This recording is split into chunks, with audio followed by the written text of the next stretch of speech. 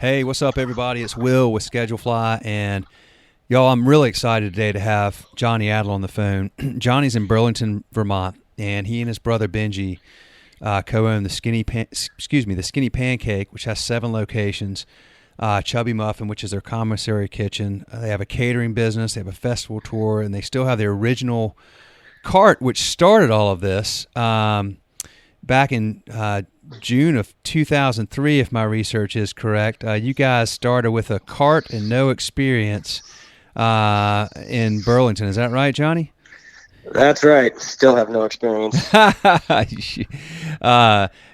and error, and yeah, man, absolutely. So y'all have done an amazing job over the last 15 years of building a really great business and a great brand that's very well known and well respected. And you have, I really love a lot of the stuff as I was reading about y'all. And I want to talk to you about some of this stuff today. The idea of the double bottom line. I know you're participants in 1% for the planet. You have a very significant amount of your food is purchased locally. And you guys are really have a mission to, you guys have big goals and big objectives with what you're trying to do with changing the way that we consider our food and where it's from, and you really are advocating for something that's important and it's important to you. So, congrats on what y'all have done, and I'd like to just kind of dive back in and tell me a little bit about when you guys got started, what was the plan, or was there even a plan? Really longer than the short term. Sure. Well, first, thank you so much for the kind words. Certainly, it doesn't quite feel like such a march to glory sometimes when we're in it, but I really appreciate your kind words. So we definitely did not start off with a plan. I was a couple years out of college, working with another business, a software company, and my brother was still in college, and it just it at the time, our original business partner was actually my girlfriend. And she didn't like her job at a coffee shop. There wasn't at the time as much professional opportunity in the Burlington area as there is now. Really cool place now with a lot more professional opportunity. And at the time I said, well, if you don't like your coffee shop job, then let's not complain about it, and let's open a cart on Church Street. I lived in France a couple of years earlier. I, just was an amateur cook and enjoyed, all kinds of French cuisine. And so, we put the cart out there, built out of some MDL I bought at the lumber store, and the flooring from my parents' flooded kitchen. Their kitchen had flooded, and there was all this beautiful hardwood. So we used that for the countertop. And then we needed a trailer to get it on and off, and we had a sailboat that had junked, and we had a old sailboat trailer, and I made a flatbed out of that. The flatbed was like 4 feet off the ground when it should have been, 4 inches off the ground. So it did tip over at the end of the season, but we made it the whole season without that happening. So, it opened kind of like that. Our first batch of batter, it was before, you could Google something on your phone. And I Googled crepe batter at home on my desktop computer and called them, and they took out the bowl at the cart and actually made the batter. So we really didn't open, with any kind of plan at all, to give you a sense of it. But that was 2003, and, in our early 20s when you could do stuff like that. How long were y'all doing that until you started to realize, hey, this is cool and this is fun, and maybe we could do something here? Sure. So that was the summer of 2003. And the next couple of summers, actually, we had a couple of good friends, run it, and signed a piece of paper basically saying we won't sue the Adler brothers no matter what. The deal was they bought us a new flatbed trailer after we tipped the old one over, and they could just have everything. So they ran it for a couple of summers, and we had fun kind of collaborating with them, but they were doing the work. And those are a couple of really pretty visionary people. One of them went on to found 350.org, which is an environmental organization oriented around keeping 350 parts per per million in the atmosphere of carbon dioxide that are lower. So, there was a lot of these are the kinds of people that we were working with, and a lot of our kind of shared values with. And so it kind of just ran as a fly by the seat of your pants cart for a couple more years. And then in 2006, Benjy came back on the scene. He'd been doing relief work for 9 months in New Orleans after Hurricane Katrina. And he bought our veggie oil bus, Sueño, that is still our festival tour bus driving around. He converted it from, regular diesel to veggie oil, and drove it up here. And that kind of happened to kick off the 2006 summer. And all of a sudden in 2006, we had, those guys who had kind of run it for a couple of years with our energy back in it. We joined the Vermont Fresh Network. We actually worked out of the kitchen of the Nectars, which is a bar here in Burlington. They weren't using it, so we were powered by a commercial kitchen. All of a sudden we realized, wow, we're kind of buying a lot of food here. And, we can buy, instead of buying this food at Costco, we can, work on buying this food locally. And it was kind of our personal ethic in terms of how we wanted to eat. And then we gradually realized as we got bigger and we went to more festivals in that summer of 2006 that, there's a lot of potential in, your buying power when you are starting to grow and buy serious volumes of food. And we started to realize that if we had a facility we could use, year round, not just in the summer, that we could contract and buy, basil and, from a farmer before they've even grown it, that they could grow it, they could get it to us. We could process that into, our pesto. And so we just started to realize, as we grew, that our power to buy things responsibly really could make a difference. Then kind of got hit with some news at the end of 2006, which is Nectar's wanted their kitchen back. My brother and I did a bunch of soul searching, trying to figure out whether to find another kitchen or try to sell the tour and everything we set up. And turns out you can't sell a restaurant concept without a kitchen very well. And so we ended up looking around for kitchens, and we realized that once you're paying for having a kitchen, you might as well have a restaurant. And once you're paying to look at a low-end restaurant, you might as well try to find an up-and-coming place and, come in as an anchor tenant. And so we developed a great relationship with our current landlord down at our flagship location in Burlington, who, helped contribute to fitting the space up. And, we opened what was then a third the size of what it is now as our first location. Opened right into the summer on the waterfront. And, it was a booming success and, super, super exhausting with a lot to learn for sure from some, we did hire one person with experience to kind of set up the team. I would say that to answer your question you asked, really 2006 into 2007 is when we realized, that the way you buy your food can make a really big difference, and that the bigger we could make what we were doing and still source our food that way, the more of a statement that we could make that it's the better way to source your food. And so it has obviously grown a lot since then. But it was really those early years that, made us realize, hey, everybody's doing this a certain way, and it's not the way we think it should be done. Gotcha. Okay. Let me ask you this. When you developed that relationship with your landlord early on, as an anchor tenant, talk about that. I mean, talk about young guys who haven't, even had haven't had a long track record. How were you able to build that relationship? And because clearly you've done what you expected to do, and here you are this many years later, and you've grown the space. But tell me about building that relationship early on, and what did it take to convince that landlord that you guys could pull it off? Sure. Well, her name is Melinda Moulton. She's for sure notorious and well known in town.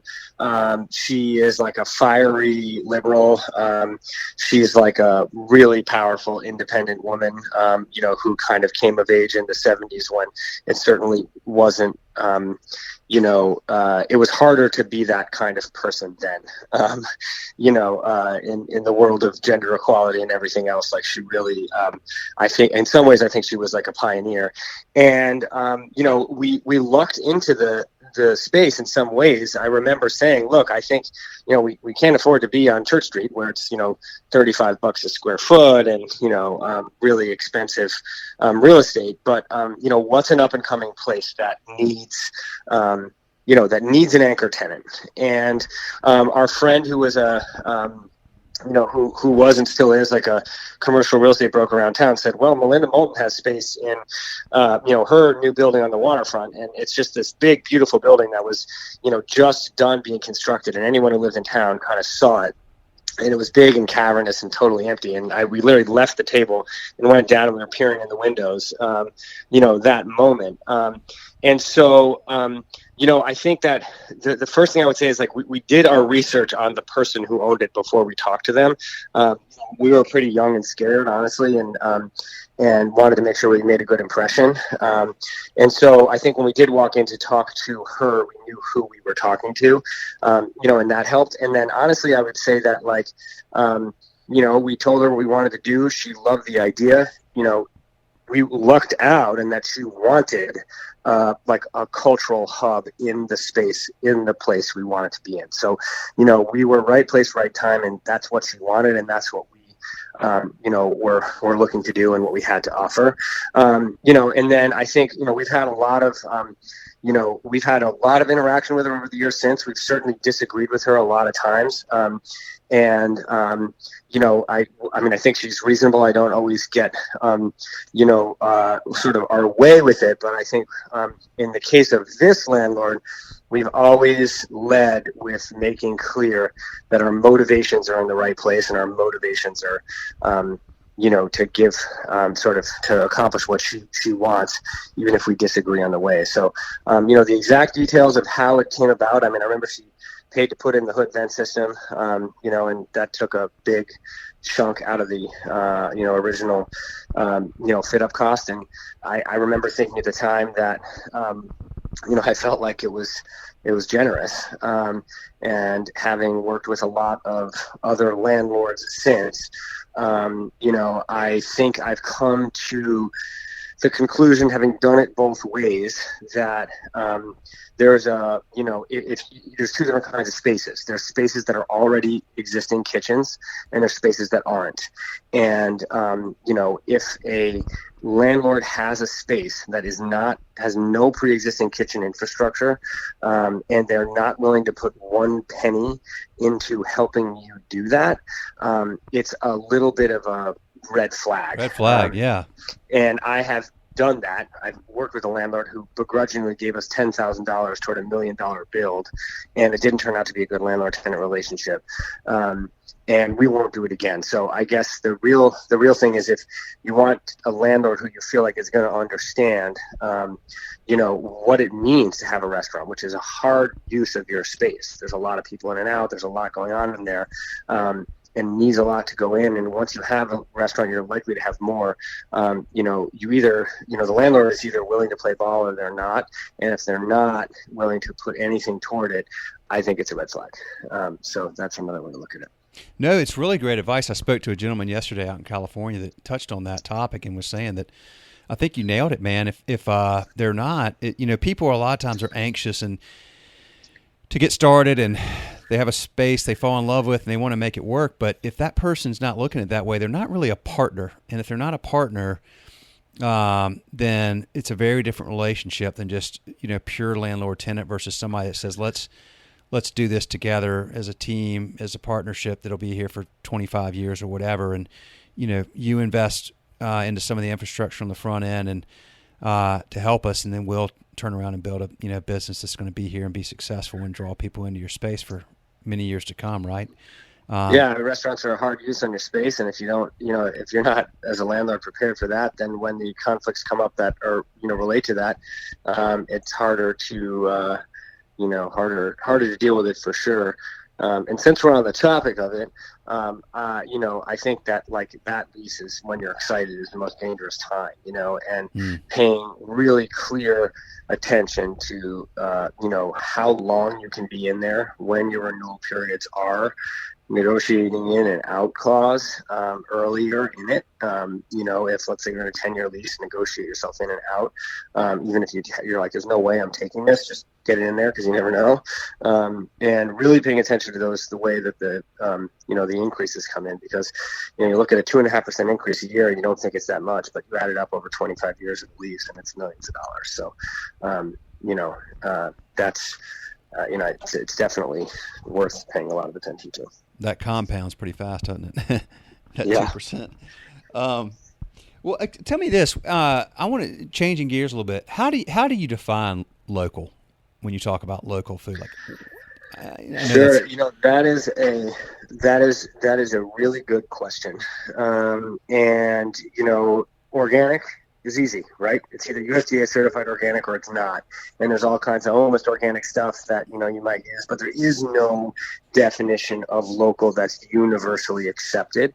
I would say the closest to the universally accepted definition of local is the 100-mile radius.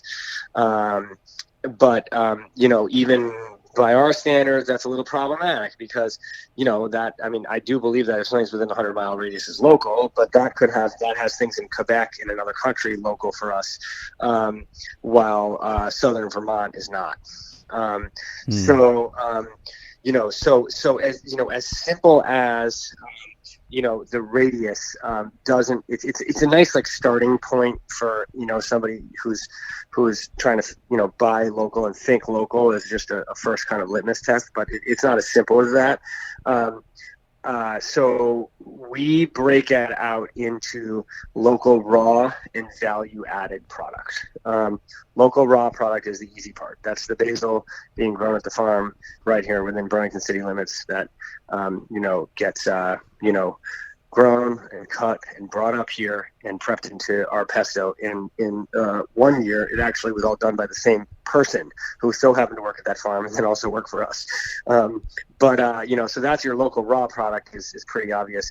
Local value added product would be something like coffee that is purchased in Guatemala or Africa or any other, Central American or, foreign continent, brought here raw and then roasted here and prepared here and then sold to us. So local value added product kind of really is a way of acknowledging trade isn't bad, and globalism isn't bad either. And all of us like coffee, all of us like spices. But there is a big difference between Folgers coffee, and coffee that's brought in raw here, roasted on site by professionals who are artisans that are paid, in Vermont. The employer's paying Vermont taxes, and it's a good career with good good benefits. Then that coffee is, specially prepared and brought here. So that's like an example of, value added product. And, so we have our own personal definition where basically King Arthur Flour is this incredible local company that does a lot of things to support, great, they have great work practices. They contribute in all sorts of ways to the local economy.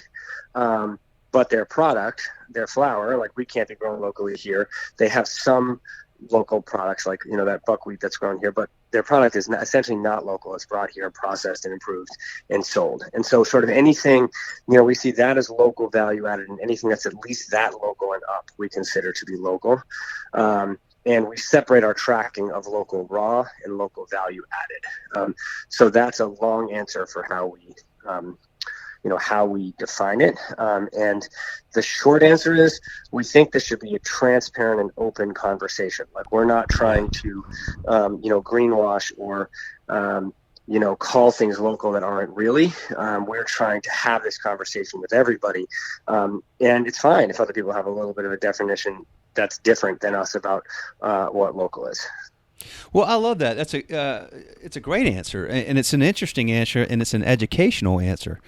And I think it's why I asked the question, because I'm trying to learn, and quite frankly, that's the most thoughtful and informed answer I think I've heard from anybody about, how do you define local, and a very authentic answer, and a very, as you said, transparent answer. And I think that's what people are really looking for, right? You're probably doing a great job of educating your guests on what that means to you all, and what the difference is between, locally sourced or locally value added. And, it makes a lot of sense, and it resonates really well. So I love that. Yeah, we're trying to have that conversation, and I think we found that the best way to do it is to get out there in the community, not just wait for people to come into our restaurants, but to go to fairs and festivals, to bring this kind of food there, to talk about it with people. Certainly when you're in a restaurant, you see our food shed map, you know where our food comes from.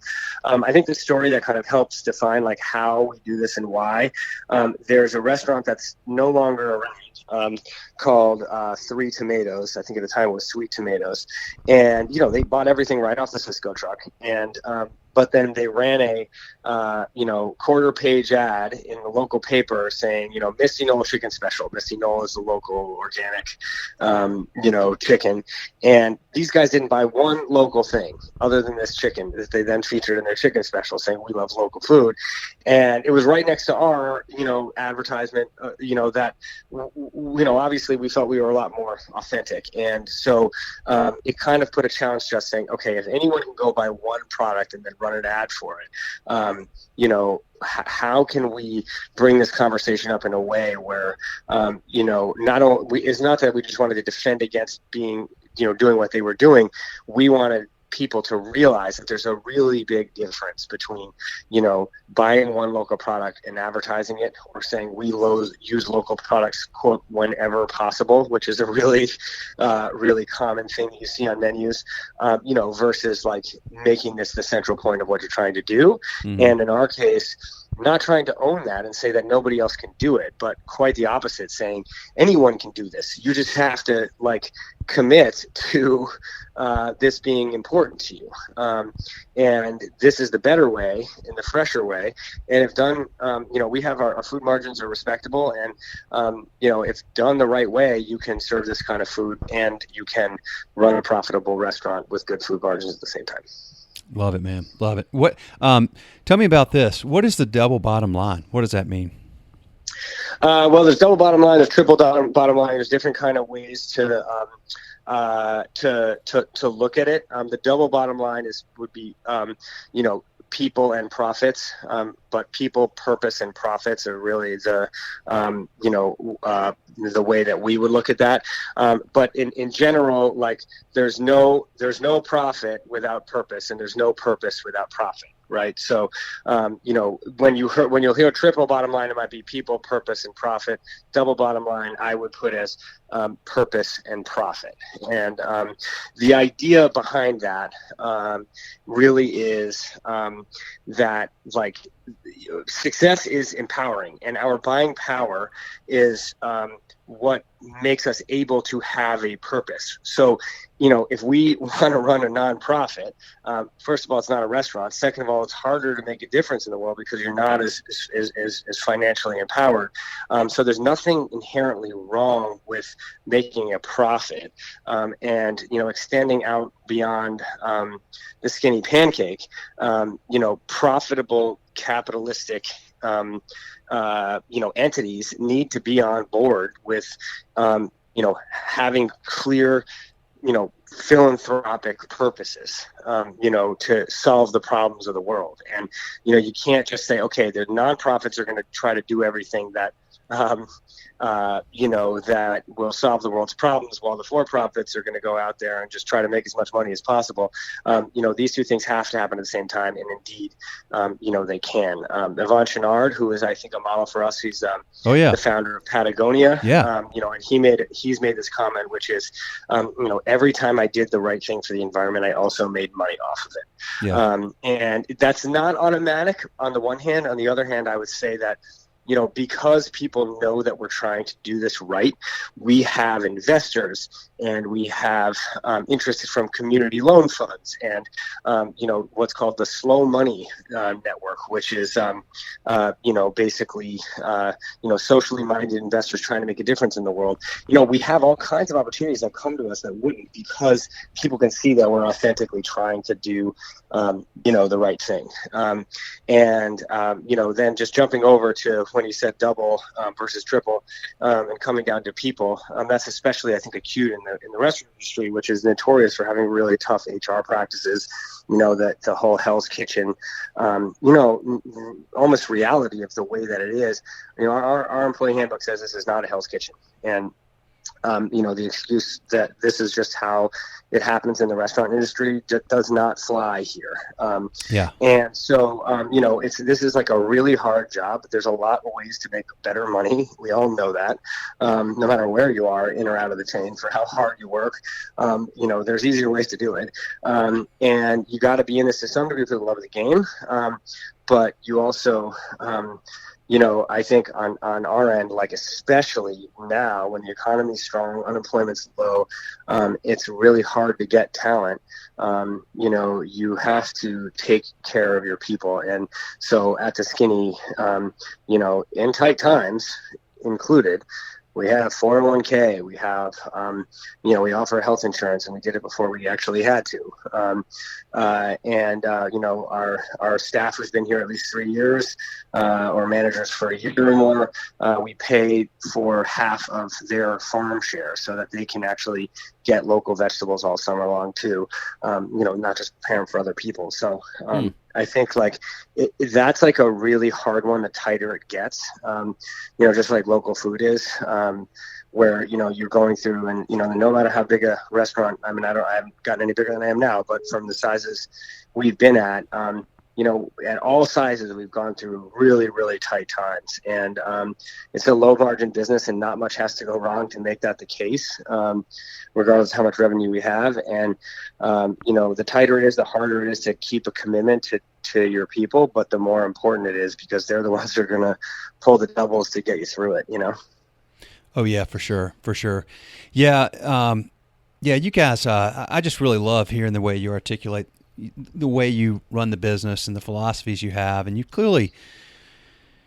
and Benjy have put a lot of time and thought into this over the years. I'm sure it's your perspective has changed some and grown, but I mean, that's gosh, what a cool philosophy, man. If everybody ran their business that way, and not just hospitality business, but all business. By the way, I'm a huge fan of Yvonne as well. Just love the way he approaches the business, and gosh, what a great success story. I mean, that business is just massively successful, but certainly built with a very clear purpose, and people latch onto that, don't they? I mean, when you have somebody when you're clear about what you're trying to do and what your intentions are and what your purpose is, and it's something bigger than just profit, people enjoy that and they appreciate that and they want to be a part of that. And then whether that's through patronizing your business or coming in and eating your food, or if it's, buying Patagonia pullovers or whatever the case may be, many people that are paying attention, often will latch on to those brands and become very, very loyal, passionate, customers for those brands. Yeah, one quick anecdote on that from them and the way that we followed it. And I guess I would say on this, it's like, you kind of can do, if you have somebody that you idolize, like you can do little mini things that are like what they do and have cool success. So on the Black Friday of 2016, so that year, Black Friday, obviously Trump had just won the election, and there was a lot of environmental concern coming off of that, wherever your politics are, Patagonia did on Black Friday. They did 100% of revenue went to certain environmental causes. Yeah, and they typically would do. I think they typically did $2 million on Black Friday, and they did 11 or something. Those numbers aren't exact, but it was multiples. Like they had by far their biggest sales they ever, and they donated all the revenue. And we sort of realized, all right, this is Black Friday. It's Patagonia and. It was kind of like a combination where they, they really leveraged their influence in an impressive way. And we took that, and actually the night that Trump when it was inaugurated, we did this thing called Oath of Action, working with 1% for the Planet. We're big members of 1%, and it's an incredible organization. They, basically it sounds little. You donate 1% of your revenue to, environmental nonprofits, but anybody who is in this industry knows that 1% of your revenue is not little with the margins that we operate on. And so the organization motivates you. You're either going to write a big check at the end of the year, with money you maybe don't have, or you're going to engage with the community and do fundraisers and get out there and raise that money. So by being a member of it, you actually activate, and it's a way of, it's a trigger, it's a commitment to get out there and follow, and basically, try to do our part in the world. We use a lot of energy and we buy a lot of food, and we want to do what we can to do it the right way. So working with them, we said, okay, if Patagonia can do this, what can we do? And we worked with them with this thing called the Oath of Action, where basically, people took, Trump took an oath of office, and people took an environmental oath of action that day, or any oath of action they wanted. And, just from having worked with 1% on that inauguration day, 15,000 different oaths of action were taken all over the world. In China and all kinds of other places, which isn't just because we did it. It's because we, teamed up with them, and then they were able to go out to their entire network and do it. So, it shows that if you if you do see something like that inspires you, and you look with the connections that you have, sometimes something can get a lot bigger than you expect it to be. Man, that's really powerful, dude. That's awesome. Very cool. Very cool. Well, look, so, you and your brother have built just an impressive business and an impressive brand, and the way you run it is just so admirable. And I also want to respect your time, man, because I know you're busy, and I asked you for about a half an hour, so I'm going to let you roll. I literally could. There's 1,000 other questions I want to ask you. Well, I talk a lot. Sorry about that. No, but it's so good. So maybe next year I'll follow up with you and do another one or something. There's other things I want to ask you about, but also I do want to respect your time, and I really appreciate it. I mean, anybody listening to this is going to be both educated and inspired in a lot of ways. So. And as am I. So Benjy, Jonny, thank you so much. Tell Benjy, thank you as well. We're stoked to serve y'all. We're proud to serve businesses like yours. Appreciate you taking the time to do this very much, my man. Great. Thanks very much to you too. Appreciate the kind words. Absolutely, man. Absolutely. Well, listen, have a good one, and we'll talk again soon. Y'all get after it. All right. Thanks. All right. Take care. All right. Bye. Bye.